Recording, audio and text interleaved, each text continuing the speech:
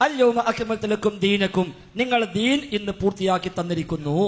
നബി തങ്ങൾ പറഞ്ഞു, ഈ പൂർത്തിയാക്കിയ മതത്തിലേക്ക് വല്ലതും കൂട്ടിച്ചേർത്താൽ തള്ളപ്പെടണം. മൻ അഹദസ ഫീ അംരിനാ ഹാദാ മാ ലൈസ മിൻഹു ഫഹുവ റദ്ദുൻ, ഇതിൽപ്പെടാത്ത ഒന്ന് കൊണ്ടുവന്നാൽ തള്ളണം. നിങ്ങൾ എഴുതുന്നു ഇന്ന അമലൽ മൗലിദി ഹദസ ബഅദൽ ഖുറൂനി സലാസ, 3 നൂറ്റാണ്ട് ശേഷം പുതുതായി ഉണ്ടായതാണ്. അപ്പൊ ഈ ആയത്തും ആ ഹദീസും പ്രകാരം തന്നെ ഈ നബിദിനാഘോഷം തള്ളപ്പെടേണ്ടതാണ്. ഇങ്ങനെ മറുപടി പഠിച്ചോളി. ഇനി ഇബ്നു തൈമിയ്യ പഠിപ്പിച്ചല്ല, നമുക്കത് ഇബ്നു തൈമിയ്യ കൂടാ. ഇപ്പൊ ഇബ്നു തൈമിയ്യ നബിദിനം ആഘോഷിക്കുന്നതിന് കൂലി കിട്ടുന്നു ഇബ്നു തൈമിയ്യ പറഞ്ഞിട്ടേ ഇല്ല. നിങ്ങൾ ഒരുപാട് കളവുകളിൽ ഒരു കളവാണത്. നബിദിനാഘോഷത്തിന് കൂലി കിട്ടും എന്ന് പറഞ്ഞിട്ടില്ല. ഇബ്നു തൈമിയ്യ ഇഖ്തിലാഫ് സിറാത്തുൽ മുസ്തഖീം പറഞ്ഞിട്ടില്ല, ഒരൊറ്റ കിതാബിലും പറഞ്ഞിട്ടില്ല. ആ പൂജ അവിടെ നിന്നോട്ടെ.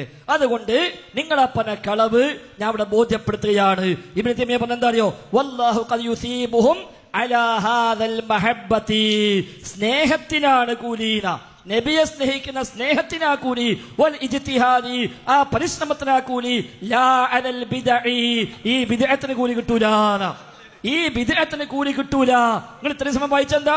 നബിദിനം ആഘോഷിക്കുന്നതിന് കൂലി കിട്ടും നബി തൈമിയ്യ പറഞ്ഞൂല. ഇല്ല, ഈ ബിദ്അത്തിനല്ല കൂലി. ലാ അലൽ ബിദ്അഇ, ഈ ബിദ്അത്തിന് അല്ല കൂലി. ഏതാ ബിദ്അത്ത്? മിൻ ഇത്തിഖാദി മൗലിദിൻ നബി സ്വല്ലല്ലാഹു അലൈഹി വസല്ലം ഈദാ, നബിയുടെ ജന്മദിനം ആഘോഷമാക്കുക എന്ന ബിദ്അത്തിന് കൂലി കിട്ടൂല എന്നാണ് ഇബ്നു തൈമിയ്യ പറഞ്ഞത്. അപ്പൊ അദ്ദേഹം വൻമതിലാണ്, അദ്ദേഹം മുജ്തഹിദാണ്. അതുകൊണ്ട് അദ്ദേഹത്തിനൊപ്പം കൂടിക്കോ, നിങ്ങൾക്ക് രക്ഷപ്പെടാ. അതുകൊണ്ട് ഇബ്നു തൈമിയ്യ പറഞ്ഞ് രക്ഷപ്പെടാമെന്ന് വിചാരിക്കണം മുസ്ലിയാരെ. ഏതായിരുന്നാലും അല്ലാഹുവിന്റെ റസൂലോ അല്ലാഹു തആലയോ ഇത് പഠിപ്പിക്കാത്ത കാലത്തോളം ഇത് ബിദ്അത്ത് തന്നെ. ഈ നബിദിനം ആഘോഷിച്ചാൽ നരകത്ത് പോകുന്ന ആയത്തുണ്ടോന്നാണോ? അതിന് ആയത്തിറങ്ങുന്ന കാലത്ത് ഈ ആഘോഷം ഉണ്ടെങ്കിൽ സ്ഥാപിക്ക്. അതിന് നേരത്തെ ചോദിച്ചത് അതില്ലല്ലോ. ആയത്തിറങ്ങുന്ന കാലത്ത് ഈ ആഘോഷം ഉണ്ടെങ്കിലേ അത് പറയാം. അത് പറഞ്ഞിട്ടില്ല. ഹദീസുള്ള കാലത്ത് റസൂലുള്ള കാലത്ത് ഈ ആഘോഷം ഉണ്ടോ എന്നാൽ അത് പറയും. അന്നതില്ല. സഹാബിയുടെ കാലത്ത് ഈ ആഘോഷം ഉണ്ടോ? ഇല്ല, അതുകൊണ്ടൊന്നും പറഞ്ഞില്ല. താബിയുടെ കാലത്ത് ഉണ്ടോ? ഇല്ല, അതുകൊണ്ട് പറഞ്ഞില്ല.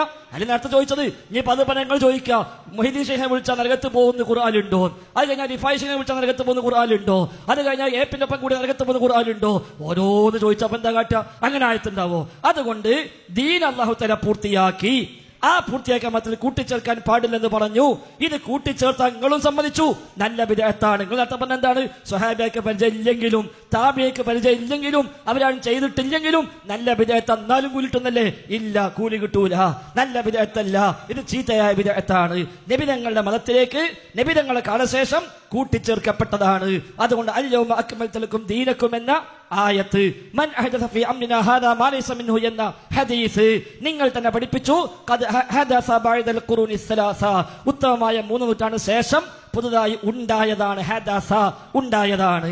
ഹദീസ് പറയുന്നു മൻ അഹദസ, ആരെങ്കിലും പുതുതായി ഉണ്ടാക്കിയാൽ ഫഹുവ റദ്ദുൻ, തള്ളപ്പെടേണ്ടതാണ്. വകുല്ല മുഹ്ദസത്തിൻ ളലാല, അങ്ങനെ ഹദസായി വന്നതെല്ലാം ളലാലത്താണ്. വകുല്ല ദലാലത്തിൻ ഫിന്നാർ, അങ്ങനെയുള്ള ദലാലത്തെല്ലാം നരകത്തിലുമാണ്. നിങ്ങൾ